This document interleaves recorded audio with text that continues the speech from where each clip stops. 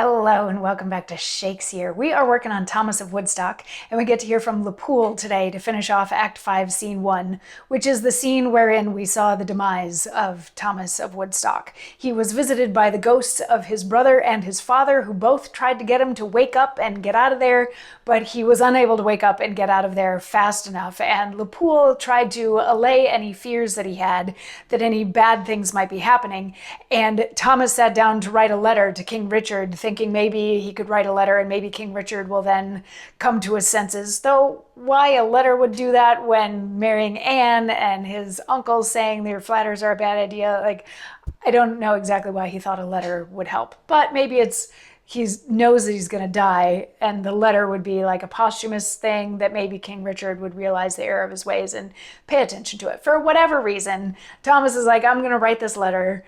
And while he's writing it, Lapoole went and got the murderers who came in and killed Thomas.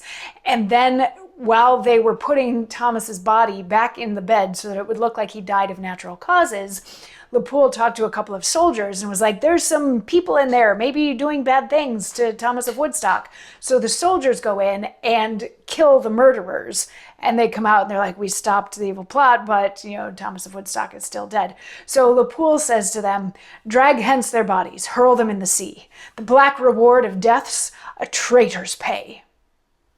So the soldiers leave, dragging the bodies, and then it's just Lapoole left on stage. So this was well performed. Now who but we can make report of Woodstock's tragedy? Only he died a natural death at Calais. So must we give it out, or else King Richard, through Europe's kingdoms, will be hardly censured. His headstrong uncles, York and Lancaster, are up, we hear, in open arms against him. The gentlemen and commons of the realm, missing the good old Duke, their plain protector, break their allegiance to their sovereign lord, and all revolt upon the baron's sides. To help which harm, I'll o'er to England straight, and with the old troops of soldiers taken from Calais, I'll back King Richard's power, for should he fail, and his great uncles get the victory, his friends are sure to die. But if he win, they fall, and we shall rise, whilst Richard's king.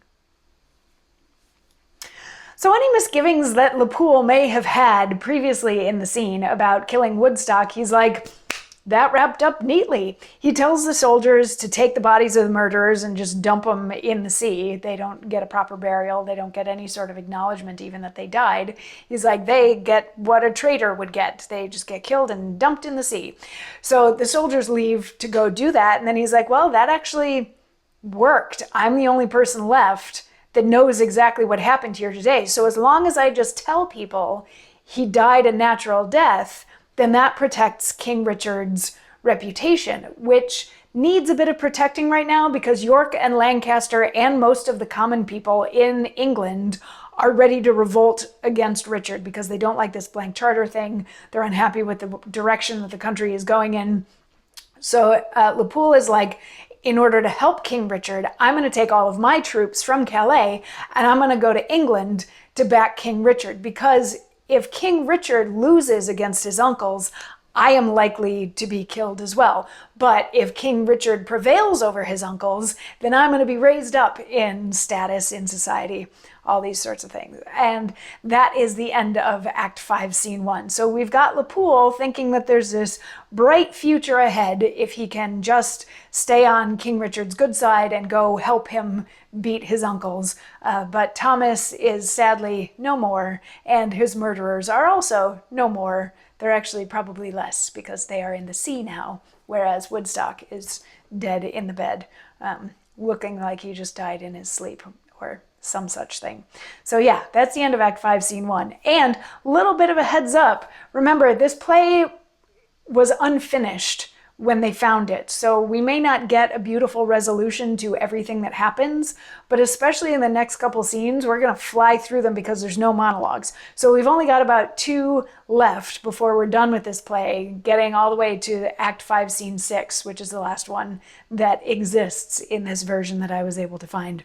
So yeah, we're almost done with Thomas of Woodstock because it's going to be real quick from here on out what happens now that Thomas is gone. So anyway, I'll see you tomorrow for more. Mwah.